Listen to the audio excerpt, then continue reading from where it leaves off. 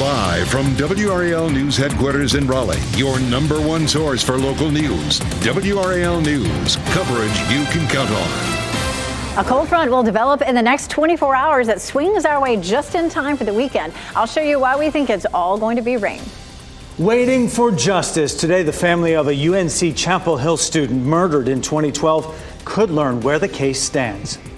And a troubling trend, what a new study reveals about cancer diagnoses. Well, those temperatures are warming up just a bit this afternoon with precipitation headed our way now. And a good Thursday afternoon to you. I'm Jeff Hogan.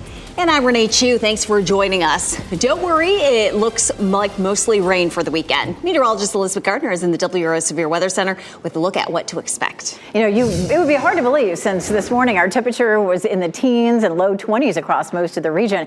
But all the cold air is going to retreat to the north as our cold front approaches. It's going to grab up some moisture from the Gulf of Mexico, probably just around a quarter to a half an inch. This is not going to be a big rainmaker for us. And some of it may be left over on Sunday. And that's when it might get a little bit interesting. But ahead of this low pressure system, we're in a southerly flow. You'll start to feel the warm up this afternoon and will be slightly warmer for the next couple of days. The cold front pushes the rain toward us as we get during the day through the day on Saturday. We're looking at rain potentially in the morning, tapering off maybe early afternoon. The cold front continues to slide eastward, and behind it there may be another disturbance that develops, and if it does and the cold air can catch up with it, then we're looking at the potential for a light dusting of snow in our northern counties. So we're going to be watching out for that. This is a look at Futurecast as we take a look late on Friday and walk through it. You can see the clouds really thickening up by early Saturday. There's Saturday at 9 a.m., so it's already wet. So keep that in mind as you're making your plans. A little heavier there around lunchtime, and then it all starts to slide out of here. This is a look at our high resolution model, and it doesn't go out to Sunday evening yet, but we are looking at the high resolution models, which do give us just a small chance. And we're going to talk more about that. I'll show you that percentage of possibility coming up. For Saturday, we're likely to have some scattered showers. So we've got the outdoor plans on, say, yellow, a little bit iffy. We'll talk more about how much rain we could see and, of course, the cold air that's going to arrive for next week coming up. Thanks, Elizabeth. Plan ahead and be ready for impactful weather with the WRAL News app. Turn on alerts to get notified in your location. It is free wherever you download your apps. The Faith Hedgepeth murder case is one step closer to trial.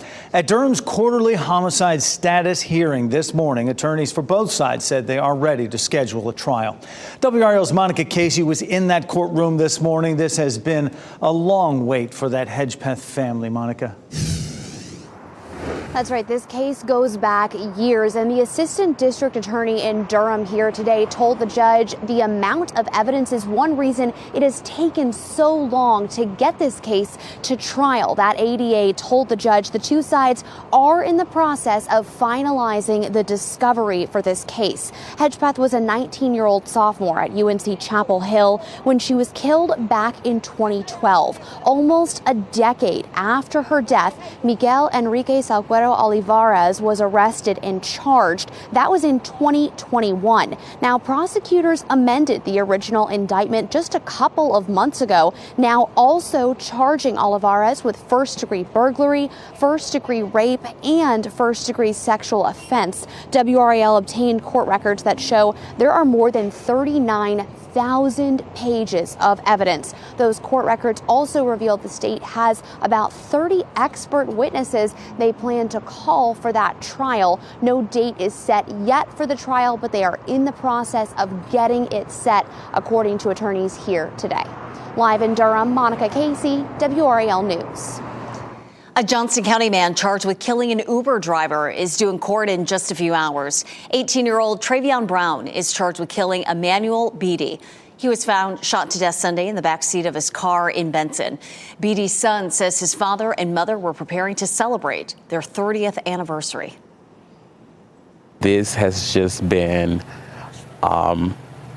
a terror, now that we have to pivot in planning for something that was celebratory to now something that is devastating. In a statement to WRAL, an Uber spokesperson says, "Our hearts are heavy for Mr. Beatty's family and loved ones as they grapple with this unthinkable loss. We banned the rider's account and are supporting law enforcement with their investigation as they work to bring those responsible to justice." Police and Highway Patrol are searching for the person who led them on a high-speed chase that ended with this crash. Troopers tried to stop a speeding Dodge Charger just before 7:30 last night on eastbound I-440. But the driver didn't stop, and the chase continued on eastbound I-440 before moving to westbound I-40. The driver got off at the Lake Wheeler Road exit and then traveled to South Saunders Street. That's where a patrol car slowed down for a red light and was struck by a second patrol vehicle. The driver of the Charger left the scene. No one was seriously hurt. And happening right now in the WRAL Live Center, we are staying on top of that breaking news regarding the Israel-Hamas ceasefire deal. No deal has been reached yet. Negotiations are ongoing. Israel's negotiating team in Qatar attempting to finalize the ceasefire agreement, with which Prime Minister Benjamin Netanyahu's spokesperson says it's a show of the country's commitment to striking a deal. Fighting continues in the meantime. Gaza's Civil Defense Agency saying more than 70 Palestinians were killed in Israeli strikes since the deal was announced. About 77 people at last check. The Biden administration this afternoon saying they fully expect the hostage deal in the Middle East to be implemented on Sunday despite a delay in approval. Again, that deal would begin on Sunday. It would end 15 months of fighting in the Gaza Strip. And some Israelis are against the deal because they say it will not bring back all the captives. A right-wing group representing some of the families of hostages who oppose the deal built a symbolic display of coffins, each draped with an Israeli flag. The display was put in front of Prime Minister Benjamin Netanyahu's office in Jerusalem. Protesters want the government to demand all hostages be returned while not agreeing to end the war in Gaza. It's been more than a week since several wildfires erupted in Southern California, killing 25 people and destroying more than 12,000 structures. Red flag warnings are expiring today. But as firefighters continue to work, the reality is setting in. NBC's Morgan Chesky spoke with people who suffered immeasurable loss but plan to rebuild. This morning, a glimpse of recovery amid a week-long, heartbreaking and relentless firefight. Officials saying growth has slowed or stopped on both major blazes as evacuated families wait anxiously to return home. Significant safety and infrastructure issues remain, including downed power lines, broken gas lines, hazardous materials, and unsafe water. But so many are starting from scratch. We have school today. The Dale family waking daughters Felicity, Minnie, and Tallulah for a first day of classes at a brand new campus after the Palisades fire took both their home and school. Their prior 3-minute school commute now takes an hour from a friend's home, but worth every second. We're just so happy to give them normalcy because they were so happy this morning. Yeah. It's really nice. Districts now scrambling to absorb 7,000 displaced students. This is an effort that's been extremely effective for the benefit of the students. Calls for accountability growing. Eaton fire survivors filing another lawsuit against Southern California Edison. In the Palisades, 17 joining a civil lawsuit against the Los Angeles Department of Water and Power, claiming the water supply system servicing Pacific Palisades failed miserably. Dan Grigsby lost his home of 37 years.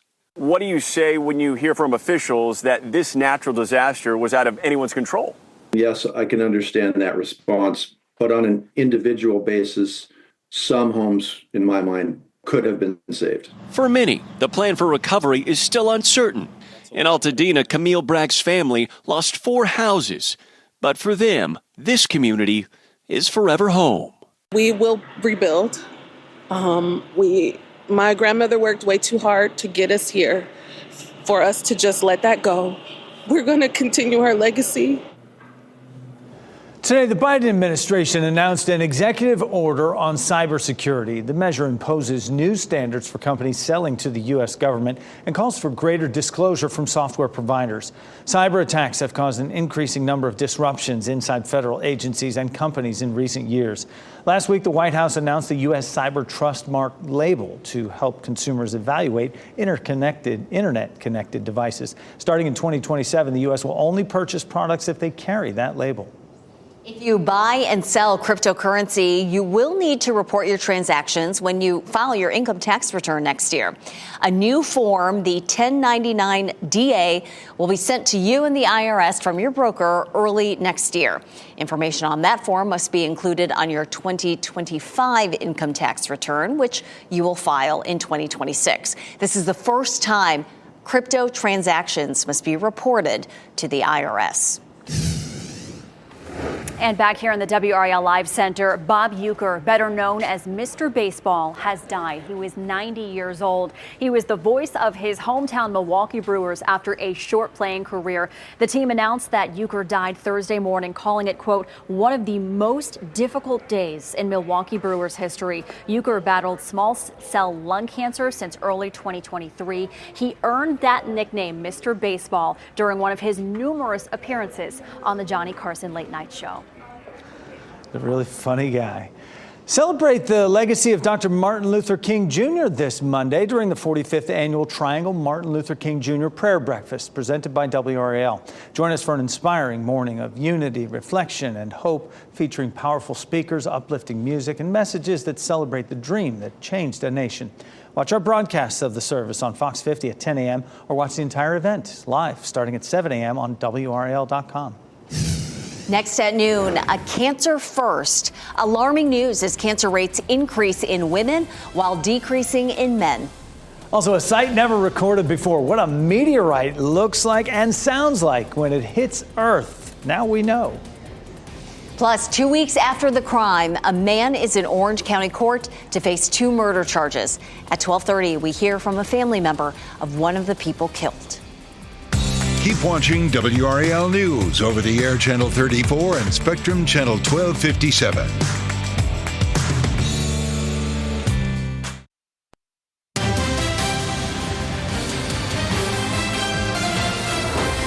Alarming news today from the American Cancer Society. The number of cancer cases among women is increasing while decreasing in men. For the first time, cancer rates in women ages 50 to 64 have surpassed those in men. Colorectal cancer cases for adults younger than 65 and cervical cancer cases for women between 30 and 44 have also gone up. In addition, the report found that pancreatic cancer remains the third leading cause of cancer-related death in the U.S. One reason that maybe more women are having increased cancers compared to men, that we haven't seen the same benefits in women, is really a preventable cause, and that's continued smoking. Doctors say we can change these trends by adopting lifestyle modifications such as minimizing alcohol use, getting screenings, and quit smoking. The American Cancer Society report also noted death rates for Native American and Black people are 2 times higher than white people for many largely preventable cancers.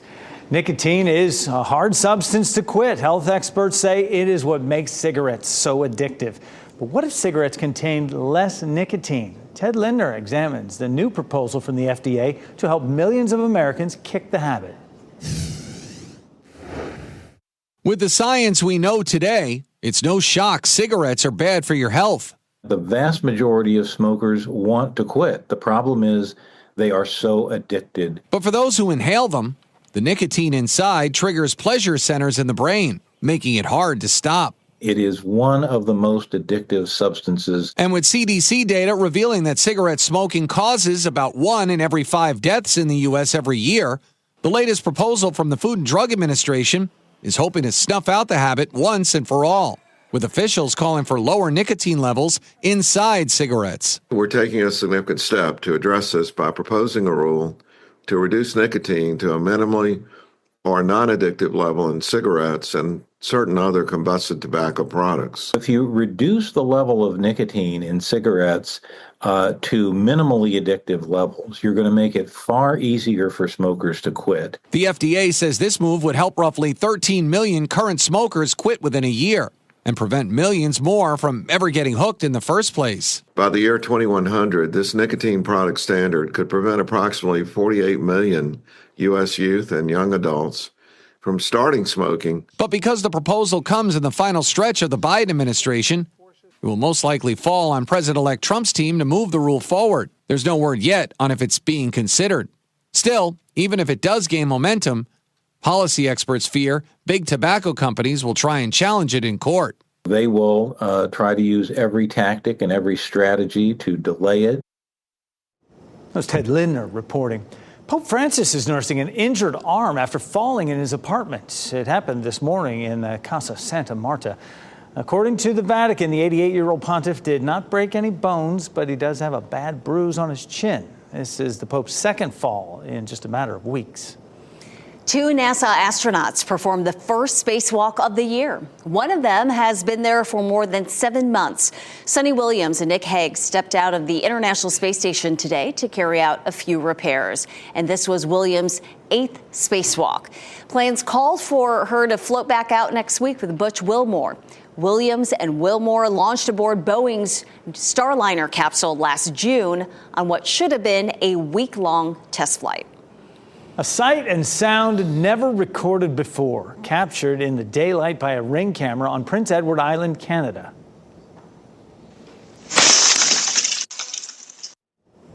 How about that? You just heard the sound of a meteorite crashing to the ground. You can see it on the right side of your screen there. The family checked their security camera after spotting the debris. The homeowner says just 2 minutes earlier, he was standing right there where it landed. We need to be reminded that the lives that we lead are just a small part of this, celestial drama that's so much bigger than we can possibly imagine. An expert confirmed it was a meteorite about the size of a kiwi. He suspects it likely broke off from an asteroid between Mars and Jupiter. Size of a kiwi, but still makes a pretty big sound. I don't know. I would have thought I'd heard some big know. smashing or something, something more, I don't know, leave more of a mark. I don't know. Now we know. Yeah. It leaves you to think about existential questions like, what else is out there? And we're just a small piece in this big, big universe, Elizabeth, but this universe is delivering us cold weather. It is. I don't know what part of the universe we just moved to. Over the weekend, not so bad, but we haven't seen what we're about to see coming up next week, and since I can remember, it's something else. We take a live look at North Hills right now. A little bit of cloud cover, a little bit of blue sky. It was really cold to start with this morning, but we're looking at a nice warm up. We're hitting 44 right now. We'll hit 50 this afternoon. The reason for that is a shift in our wind direction. So winds now coming out of the south. That's going to help to keep our temperatures a little bit milder all the way through most of the weekend. We take a look at our high resolution satellite, and you can see just this little band of clouds moving through. This is not something that's going to be with us all day. It's just a disturbance. It's to our north, swinging on by. So mostly to partly cloudy in a couple of spots right now, but another 2 hours later, and most of that should be out of here. Take a look at some of the temperatures from this morning. Officially at RDU, it was 21. We've hit 21 3 times so far this year, so it's been a really cold one, but a lot of areas were even colder. So Chapel Hill dropped to 12, Sanford at 13, Wake Forest 15 degrees, Fayetteville 16, and Durham 17 degrees. Fayetteville was especially cold this morning, especially compared to some of the other areas down south. Taking a look at our current temperature, it's 39 in Roxborough, 48 Southern Pines, 46 in Goldsboro, 43 in Rocky Mount. So we're a far cry from what we were this morning, and I think a lot of people are happy for that. It will not be as cold tomorrow morning. Tomorrow morning looking at 29, and then 34 Saturday and 39 on Sunday. So that keeps us out of the freezing realm for precipitation that rolls through until Sunday night. In the meantime, like I said, kind of mild this afternoon. 50 in Raleigh, 49 in Durham, and 52 degrees in Fayetteville. Our weekend will bring some showers. Mid-50s Saturday and mid-40s on Sunday. Just before I stepped out here, I walked through the models one more time, and both of our main models are really backing off the rain for Saturday and for Sunday as well. So it may end up being fairly dry. You can see that disturbance swinging by to our north, producing a little bit of snow, sending us a few clouds, but we're not going to see any precipitation out out of that. We will see a big blast of cold air that comes in early next week. Look at this. Those dark purple areas come swinging through and will likely stay with us Sunday night all the way into the day on Thursday before we see much of a warm up. We'll also have the potential for a little bit of light snow, probably not much accumulation there. The models are showing maybe 2/10 of an inch. So a little bit of a dusting, and that would be late Sunday night as that rain is moving out, as the Arctic air is moving in. Taking a look at our forecast over the next several days. Again, a little milder, 51 tomorrow, 54 Saturday, 46 Sunday. But Sunday night, we're going to drop it down to 21. So again, if that cold air arrives in time and there's moisture left up near the Virginia line, it will probably be a few flurries. Once we drop down to 21 on Sunday night, we may not get back above freezing until sometime on Thursday. It's possible. One of the models shows 100 hours at or below freezing starting on Sunday night. So that's going to be something. Look at that. 28 on Tuesday, 29 on Wednesday. That is cold. Now, we've been talking about the chance for some snow next week. I'll show you what the chances are looking like right now when we come back in just a bit. We will stay tuned for that. Elizabeth, thank you. Coming up on WRAL News at 4, a jolt of life-saving electricity. How 4 lifeguards at a Raleigh swimming pool sprang into action to help a man in serious trouble. And tonight at 6, shouts of unfair over a new Raleigh noise ordinance. Why a local attorney says his client should not be silenced. And still ahead this noon, more harm than good. How Walgreens is dealing with the unintended consequence of protecting merchandise. Plus, skipping the Super Bowl. Why one company decided not to purchase high-dollar ads this year.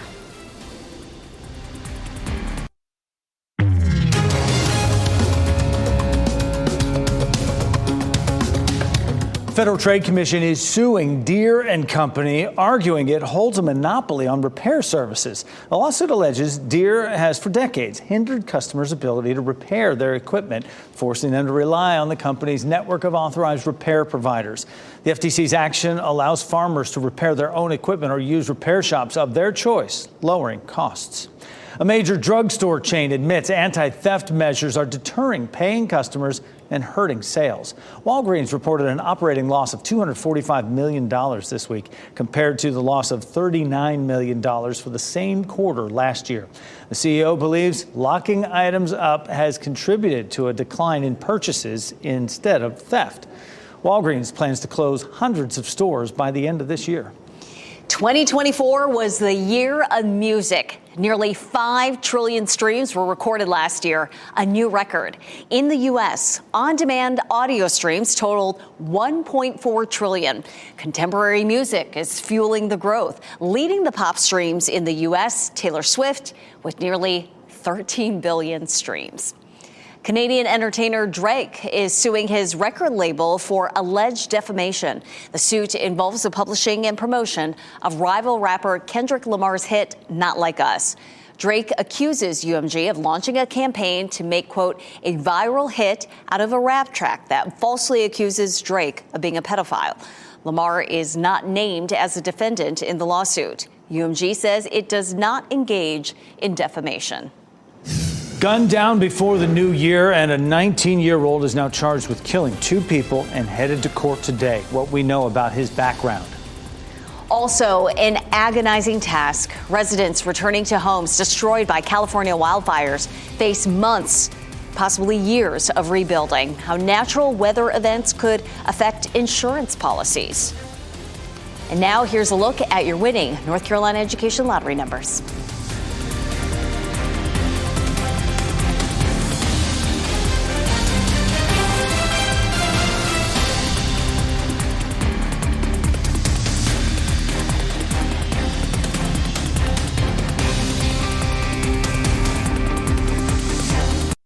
Shot in 4K ultra high definition. Your number one source for local news. WRAL News. Coverage you can count on. A man charged with the deadly shooting of 2 people in Hillsborough last month is due in court in about 90 minutes. And 19-year-old Kenyon Cameron is charged with killing 16-year-old Zakira Wardlow and 20-year-old DeAnthony Morgan. WRAL's Chelsea Donovan is live outside the Orange County Courthouse before this appearance. Chelsea. Yeah, so Kenron Cameron was taken into custody yesterday during a traffic stop on Orange Grove Road. Now, authorities right now are holding him in the Orange County Detention Center under no bond. And as you mentioned, we're expected to see him here in the next 90 minutes. Now, you'll recall 16-year-old Zykira Wardlow of Hillsborough, a high school student, and 20-year-old DeAnthony Morgan of Lenoir County were both shot dead inside of a car on Cardinal Drive. This happened right before the new year on December 30th. Now, at this time, it's not known if Cameron knew the two people he is accused of shooting. When I spoke with both of the families of the victims, they said they personally did not know who Kenyon Cameron was. We also spoke to the mother of Zykira Wardlow. She's a high school basketball standout about the arrest more than 2 weeks after the crime. We got a long road ahead of us, and I'm going to be there every step of the way. I just want to know what his reason for doing that to them. Now, Cameron is a former high school student at Cedar Ridge High School. That's where Zykira Wardlow attended last year. He does have a past charge of 2023 for communicating threats on educational property. Now, as we mentioned, we'll be in the courtroom at 2 p.m. when he appears before the judge, and we'll bring the latest on WRAL.com and in our later newscasts. Live in Orange County, Chelsea Donovan, WRAL News. This afternoon, the family of a 15-year-old who was killed while playing in the snow plans to honor his life. The family of Ariane Clendenning will hold a balloon release at the Magnolia Point Apartments in Durham. His friends called him AJ. That's how he was known to friends and family. And he was shot and killed in Durham over the weekend. Police have not arrested anyone for this shooting, but AJ's family says they do not believe he was the target. In 4 days, President-elect Trump will become President Trump, and the Secret Service will be on constant alert as he rolls down Pennsylvania Avenue in the inaugural parade. Secret Service agents who drive the presidential limo go through rigorous training as well as practice for the parade. They must learn the dynamics of the vehicle as well as weight management for all the protective elements. For decades, the Secret Service used white vehicles, but they will be rolling out a new look. It's sleek, it looks professional, it's a bolder presence, but really it brings us more consistent in our marked fleet with our protective fleet, right? The president's limousine is black, all of those motorcade vehicle assets we put in are black, so it gives us a look that's more in line with that. Secret Service says they are prepared for the heightened threat environment. The Eaton and Palisades fires are now the most destructive and second most destructive wildfires in Southern California history. As these extreme weather events become more frequent, many home insurance companies are hiking policy costs and in some cases dropping customers altogether. Jen Sullivan explains how climate change is affecting the home insurance industry across the country. The deadly firestorm in Southern California has decimated communities. And for some, home insurance won't pick up the cost. For years, the whole condo complex was covered by farmers insurance, and then they canceled. Peggy Holter's condo was destroyed in the Pacific Palisades fire. She says she's only covered by California's FAIR Plan, which offers basic state coverage, but far less than a typical home insurance policy. Personal finance company Bankrate recently did a study and found 7 of the 12 largest insurance companies have either paused or placed heavy restrictions on new home policies in California in the last year. California should have laws that say that companies cannot just drop you. This isn't just an issue in California. Extreme weather is impacting home insurance policies and coverage across the country. Last year, there were 27 weather and climate disasters across the U.S., with losses exceeding $1 billion each, according to NOAA. We're seeing just this increase in the number of severe weather events, but not just an increase in the number, it's the severity of these events. As severe weather events become more frequent, many home insurance policies are raising their rates, and it's impacting almost every state. A separate Bankrate survey found the average home insurance cost rose in 35 of the 50 states between 2023 and 2024, some as high as 15%. What's happening right now with all those homes being destroyed, we're going to need a lot of building materials, a lot of labor to put them back together. So that could potentially deplete resources for different pockets of the country. There's not much homeowners can do to change these rising costs. Experts say it could be up to each state or even Congress to regulate the market by passing legislation to protect consumers. That was Jen Sullivan reporting. And State Farm, in a separate story here, is skipping out on advertising in this year's Super Bowl. The announcement comes 1 year after the company was criticized for not renewing some insurance policies in California due to the wildfire risk. State Farm says it will use the time to focus on responding to the California wildfires. It is the largest property insurer in that fire-ravaged state. 8 teams vying for a spot in this year's Super Bowl are facing off this weekend in the divisional playoffs. On Saturday, the Houston Texans face the Kansas City Chiefs on 4:30 p.m. on ESPN. Later that day, the Washington Commanders will be in Detroit to play the Lions. Kickoff is at 8 on Fox 50. And on Sunday, the LA Rams will travel to Philly to play the Eagles. That one is on WRAL at 3. And the last game, the Buffalo Bills will host the Baltimore Ravens. Kickoff is at 6:30 p.m. A pilot charged with DUI, how he was stopped before he was about to fly a Southwest Airlines plane. Plus, homework help, how a growing number of teens are using ChatGPT to finish their assignments. We are so glad you're watching right now. Remember, you can watch WRAL News live anytime on WRAL.com or on the WRAL app on your streaming device.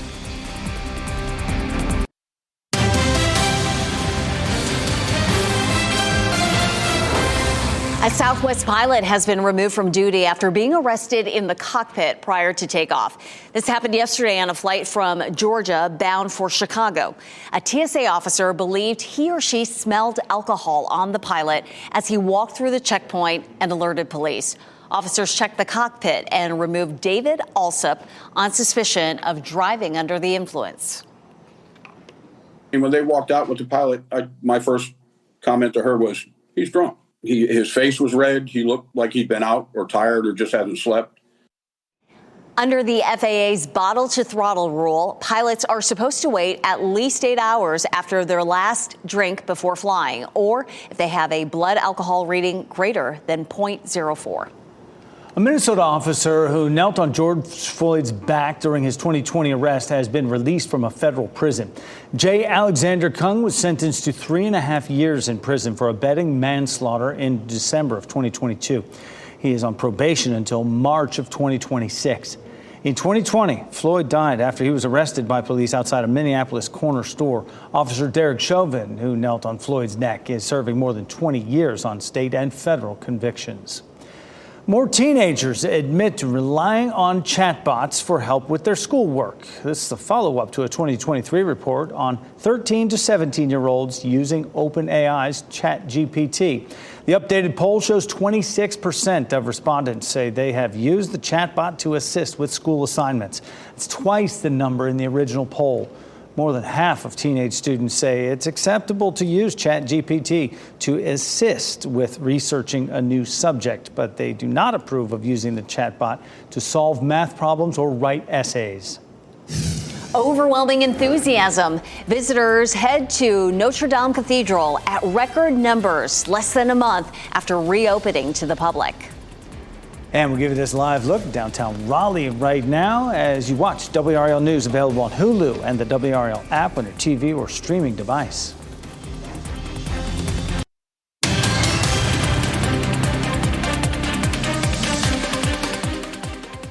A dedicated unit is working around the clock to keep your family safe on the roads from one of the biggest threats. The unit, part of the State Highway Patrol, is focused on tractor trailers, ensuring they and their drivers are following safety laws. To do that, they can issue some hefty fines. WRAL Investigates got a first-hand look at how they work. Sarah Kruger joins us now to preview her investigative report that airs tonight at 6. Sarah. Renee, one tractor trailer can weigh 80,000 pounds. That's 16 times the average pickup truck. So there's a lot of potential for significant injury there. And that's where a group called MCSAP comes in. That stands for Motor Carrier Safety Assistance Program. It's an 89-person unit within the Highway Patrol focused on the safety of big rigs. We got to see their work firsthand as they did inspections. Routinely, we see violations going down the road where the equipment is broken, falling off, dangerous. Anything from mechanical stuff to hazardous materials, leaks and stuff like that somebody's family is riding next to this truck. That truck and that driver, they want to get to their job and to their destination in one piece. We want to help them with that, but we want to make sure that everybody on the road gets there in one piece. And the work of this unit is especially important here in North Carolina because we have so many tractor trailers here. 15 million, the Highway Patrol estimates, passed through the state just last year alone. I think about my kids, I think about my loved ones, my parents, anybody that's out on the road. It is personal from the standpoint of we want to keep everyone safe, whether it's our family or whether it's their family. We want to keep everybody safe. And by the numbers here, the Highway Patrol tells me it issued nearly $10 million in fines just last year alone for tractor trailer violations. Tonight at 6, we'll tell you how that money goes right back into our local communities. And we also talk with a survivor of a tractor trailer crash. She reflects on what happened to her and why this work is so important. Sarah, thank you. Just watching these little cameras over here doing a little bobble, you know. That's right, this one here. Boing, boing, boing. Yeah, it's interesting. It's just a little bit of wind out there, but it's warmed up nicely today. It is, it's because of the wind that the temperatures are warming up. Our wind started to come out of the south, and so that's helping to bump those temperatures. A little bit of cloud cover, like we talked about earlier in the newscast. You can see some of that hanging over Raleigh, a little bit in Chapel Hill, not as much in Apex, seeing a bit more sunshine there. The farther south you are, the less cloud cover you'll see. This is kind of swinging by to our north, bringing us just a few clouds. Chapel Hill here, courtesy of Top of the Hill Restaurant. I see people walking around without being completely bundled up. Looks like, hoodies and that sort of thing as kids are walking around there on Franklin Street. This is a look at the wind coming out of the south around 10 to 15 miles per hour. And then that's steady. And then we're gusting to almost 20, gusting to 18 in Southern Pines, Clinton and South Hill, gusting to 19 in Roxborough and Fayetteville. So, yep, a little bit breezy out there. That wind will continue to help keep our temperatures warmer over the next 48 hours or so. Hour by hour, we're going to climb to 50 degrees right there at around 3 o'clock. By 6 o'clock, dropping back down to mid-40s, which is, not too bad. We are above freezing right there at 1 a.m., and that's about where we'll end up. Probably going to end up in the Triangle area and overnight at around 34 degrees or so. We had most of our stations showing up last night in the teens, even low to mid-teens. It was really, really cold. We have this weak disturbance kind of swinging past us. You can see some snow up there into West Virginia, D.C., and on up into the northeast. We're just seeing the tail end of that with a few clouds right now, but that zooms on by, and then we'll be pretty bright and sunny for tomorrow. But of course, we're tracking our cold front, and that cold front's going to grab up some moisture from the Gulf of Mexico and bring us a chance of some rain over the weekend. The cold air will retreat before that happens. We're going to see the bulk of the rain on Saturday, but I tell you, I was just looking at the computer models, as I mentioned a little while ago, and the high-resolution models are really, really a lot of the models are trying to kind of keep this rain moving through really fast without leaving much behind. So you can see Saturday morning that rain rolls on in. Through the afternoon, it starts to pull away. Notice how a couple of blips there showed up of snow. That's Sunday morning. But Sunday evening, there may be a little disturbance that swings back through that brings us a little chance of a snow flurry or two. Right now, it doesn't look like we would see much accumulation. Here's Friday at 11 p.m. Notice by Saturday morning, that southerly flow kind of filling in, lots of cloud cover, some showers for most of us by around 9 o'clock, maybe a little heavier right there at noon, and then it zips on out of here. Probably mid-afternoon, the bulk of it's over, minus a sprinkle or two. So it looks like maybe now the second half of the day looks a little drier than the first half of the day. And then on Sunday, we may see an isolated shower, especially later in the day. I'm putting the yellow on there. It may be more of a hold off in terms of your outdoor plans on Saturday. It just looks like we're going to see a good bit of rain. This is a look at our potential for snow, at least on this version of Futurecast. And you can see some really light amounts until you get on up into Virginia. Then it could be a little closer to an inch, but it just doesn't look like we're going to see a whole lot of that. Lots of cold air comes barreling in Sunday night into Thursday, but it's looking less and less likely that we're going to see snow or a wintry mix next week. The system that we need to come through, if we were going to get any precipitation on Wednesday, looks like it's well offshore at this point. So not holding out a whole lot of a hope, but our big story next week is definitely going to be the cold temperatures. Will drop down below freezing Sunday night and may not come above freezing until sometime on Thursday. Thanks, Elizabeth. Move over Cinderella. A new princess bride is going viral. The dual celebration fit for royalty. And here's a look at your winning Powerball numbers. We have 8, 41, 52, 53, 58. The Powerball is 7 and the Power Play multiplier is 3.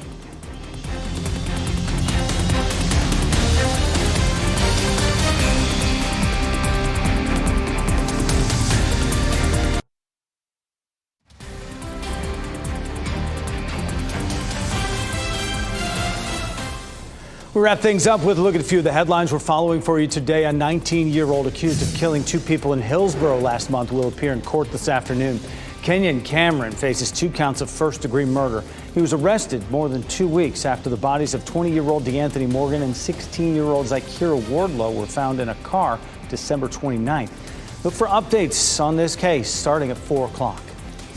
A murder case involving a UNC student is one step closer to trial. 19-year-old Faith Hedgepeth was found dead in her apartment back in 2012. Nearly 10 years later, a man was charged in the case.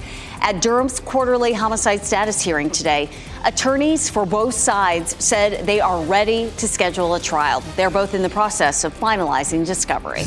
A Johnston County man charged with killing an Uber driver is due in court this afternoon. 18-year-old Travion Brown is charged with killing Emmanuel Beatty. He was found shot to death Sunday in the backseat of his car in Benson. Uber says it is cooperating with the investigation. A record number of people have visited the famed Notre Dame Cathedral in Paris since it reopened last month. The church, you'll remember, was nearly destroyed in a fire 5 years ago. The cathedral says 800,000 people have visited the renovated church since December.